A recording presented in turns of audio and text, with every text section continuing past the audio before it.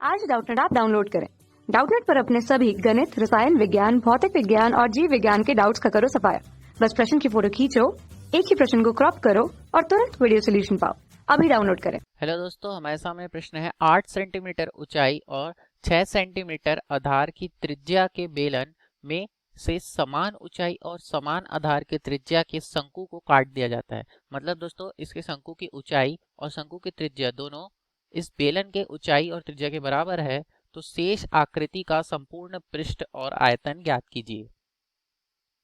तो यहाँ से देखिए दोस्तों, हमें क्या कहा जा रहा है कि एक बेलन है जिसमें से शंकु उसके समान ऊंचाई और त्रिज्या का शंकु काटा जा रहा है। तो बेलन किस प्रकार का होगा? इस प्रकार का, जिसमें इसकी ऊंचाई कितनी होगी बेलन की, तो हमें ऊंचाई दे दिया गया है।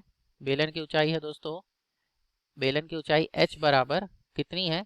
ये है 8 सेंटीमीटर और इसकी त्रिज्या, और इसकी बेलन की त्रिज्या दोस्तों हमें दी गई है, ये है r बराबर, शंकु की त्रिज्या भी यही होगी, तो यह है दोस्तों r बराबर दी गई है 6 सेंटीमीटर। और इसका जो शंकु का ऊंचाई है वह भी बेलन की ऊंचाई के बराबर है।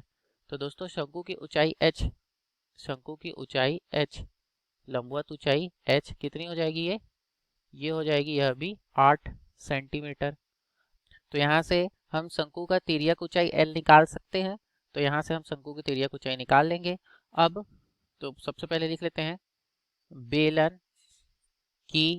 बेलन तथा शंकु की ऊंचाई, शंकु की ऊंचाई, दोनों की ऊंचाई आपस में बराबर है। तो यहाँ से दोनों की ऊंचाई h बराबर कितनी हो जाएगी? 8 सेंटीमीटर।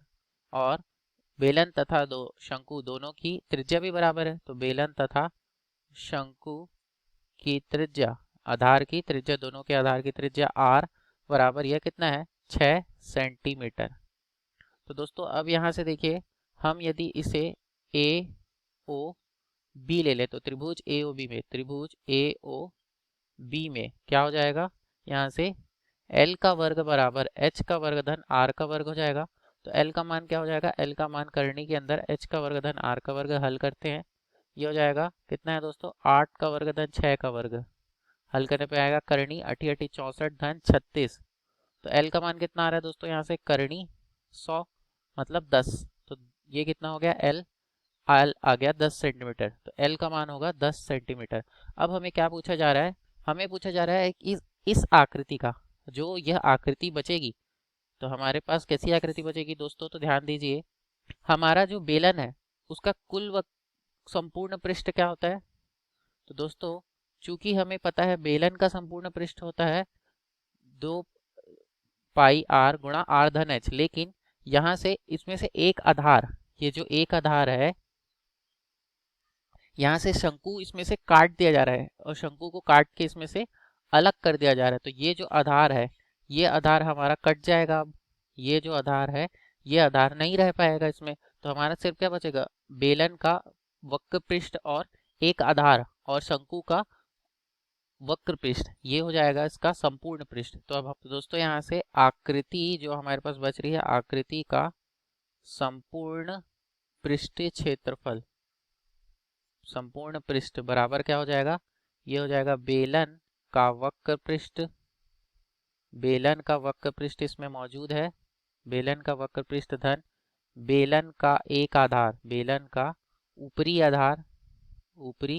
आधार धन जो अंदरूनी रूप से बेलन काटा गया है, तो वहां पे अब वो खुल गया और वो जो क्षेत्र खुला है वहां क्या बच रहा है? शंकु का क्षेत्रफल। तो शंकु का पृष्ठ, शंकु का वक्र पृष्ठ। तो अब दोस्तों इन्हें हल करते हैं। तो यहाँ से क्या आएगा? बेलन का वक्र पृष्ठ 2 पाई r गुणा h धन बेलन का ऊपरी आधार का क्षेत्रफल पाई r का वर्ग धन शंकु का पृष्ठीय क्षेत्रफल पाई r l। तो इन्हें देखिए दोस्तों, पाई r सबसे उभयनिष्ठ निकल गया, अंदर का बचेगा ये जो 2h धन r धन ये क्या आएगा? l।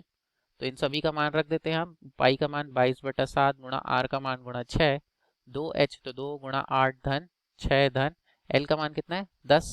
हल कर देते हैं दोस्तों, यह आएगा 22/7 गुणा 6 गुणा 8 दूनी 16 धन 6 धन 10। तो कितना आ गया दोस्तों? ये आएगा 22/7 गुणा 6 गुणा 32। अब अगर हम इसे हल करें तो हमारे पास कितना मान आ रहा है दोस्तों, इन्हें हल करने पे ये आ जाएगा, तो ये आ जाएगा दोस्तों 603.42 वर्ग सेंटीमीटर।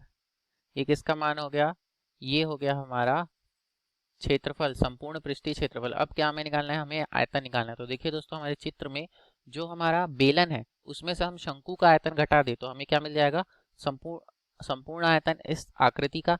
तो आकृति का, इस जो आकृति बची है हमारे पास उसका आयतन, तो इस आकृति का आयतन, इस आकृति का आयतन कितना होगा दोस्तों, ये हो जाएगा बेलन का आयतन, बेलन का आयतन ऋण शंकु का आयतन, बेलन का आयतन ऋण शंकु का आयतन।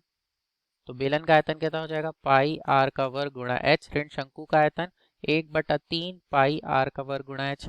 हल करेंगे तो कितना आएगा, यहाँ से देखिए पाई आर का वर्ग गुणा एच उभयनिष्ठ आ गया, क्या बच रहा है 1 ऋण 1/3। हल करने पे यहाँ से इसका मान रखते हैं 22/7 गुणा आर का वर्ग यानी 6 का वर्ग गुणा एच का मान है 10।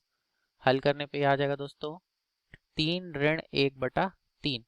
तो ये आ जा रहा है, एच का मान 8 है दोस्तों, 8, यहाँ 8 रख देते हैं। उसके बाद हल करते हैं तो ये आ जाएगा 22/7 गुणा 6 गुणा 6 गुणा 8 गुणा 2/3। तो यहाँ से 3 एकम 3, 3 दूनी 6, और कुछ कट रहा है तो, और कुछ नहीं कट रहा तो 2 दूनी 4। अब इसे हल करते हैं तो देखिए दोस्तों 2 दूनी 4, 4 गुणा 22 हो गया 88 गुणा 8 छका 48/7।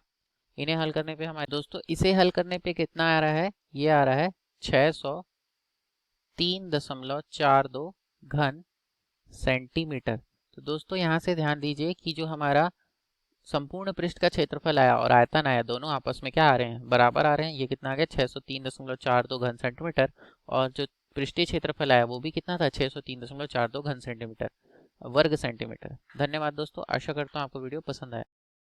कक्षा 6 से 12वीं से लेकर नीट, IIT, JEE वो एडवांस के लेवल तक 1 करोड़ से ज्यादा छात्रों का भरोसा। आज ही डाउनलोड करें डाउटनेट ऐप या व्हाट्सएप करें अपने सारे डाउट्स 8400 400 400 पर।